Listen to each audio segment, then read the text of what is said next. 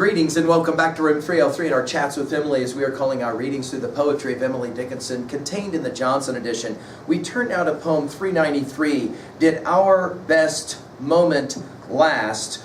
Emily, of course, in the quest for permanence will be central to our reading of this poem. In some ways, we're back to poem 306, the soul's superior instance, you'll remember. Our assumption is that you've been following our stuff at LearnStrong.net, down that left-hand side, chats with Emily. I play this. I'm hopeful that you've already worked through our set of introductory comments as well as our preceding 392 poems. We just finished with 392, Through the Dark Soil as Education. And in some ways, you could make the argument, this is also a poem about education. This is also a poem about the importance of a few moments to be able to get us through our life of pain and suffering.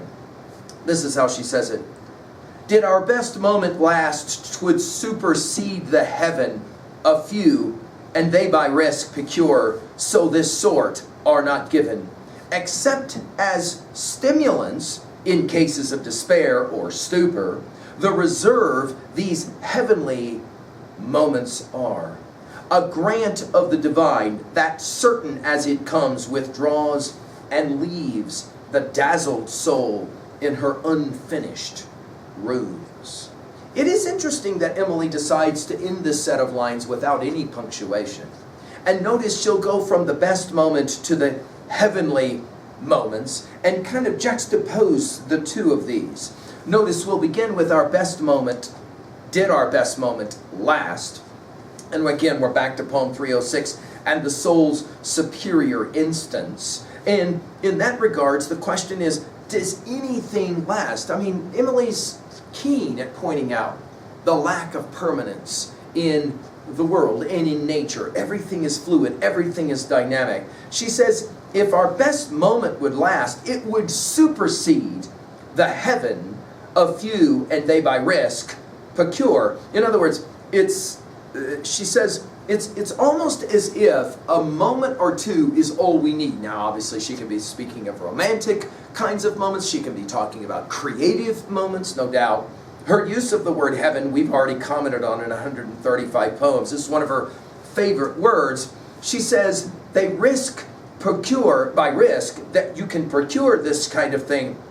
So this sort are not given. The preciousness, can we say it this way? The preciousness of the few moments in life that we get to experience. And then she'll go to dope. It is possible through stimulants or drugs that we might be able to acquire one of these moments of elation. You'll remember in our study of Freud's Civilizations and Its Discontents, that oceanic feeling that he's talking about, or James's varieties of religious experience. These moments that come, these, what Joyce will call these epiphanies. She says, you can possibly get there through dope, right, in cases of despair, when you're starting to feel badly, or, of course, stupor, which is where, obviously, narcotics can also take you. The reserve these heavenly moments are. And I think the key word is the word reserve. That is to say, it doesn't happen very often that one gains a moment. What is it that Goethe's Faust, the transaction with Mephistopheles, stay moment, thou art so fair. Those moments are so few. And then she'll say it, a grant of the divine. And I think it's significant that she goes from heaven to the divine. That certain as it comes, withdraws. And there it is. That's the key, right? And leaves the dazzled soul in her unfinished rooms. In other words, what just happened? I can't help but think of Coleridge's Rime of the Ancient Mariner, and I think Coleridge's Rime of the Ancient Mariner stands behind a number of Emily's speculations on these moments like this. You'll remember that we said, and we've given full lectures at LearnStrong.net, you'll remember that we said that at the end of that poem, the young man leaves, he goes as one who has been stunned and is of sense forlorn.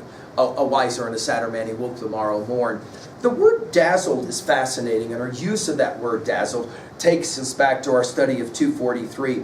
Here, in a few moments when we meet poem 431, it will read like this. Me, come, my dazzled face in such a shining place. Me, hear, my foreign ear, the sounds of welcome there. The saints forget our bashful feet. My holiday shall be that they remember me.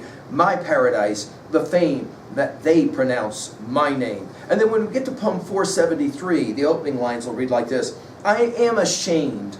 I hide. What right have I to be a bride, so late a dowerless girl? Nowhere to hide my dazzled face, no one to teach me that new grace, nor introduce my soul. And then the poem will go on. We will come back to that use of the word dazzled here. What is it that she's arguing at 2a now to finish? I think it's the best moments that allow us to get through this life. And to be, I love the key words from despair to dazzled. At 3a, so many titles we've already mentioned. Think of Shelley's To a Skylark, right? We look before and after and pine for what is not. Our sincerest laughter with some pain is fraught. Our sweetest songs are those that tell of saddest thought. And I think that notion that there is such a tension between the few moments that we get and we get to hold on to, and then of course everything else in our life. Finally at 3b, what have been your best moments that dazzle you? And is it possible your study of Emily ranks in there? I hope so. Thank you.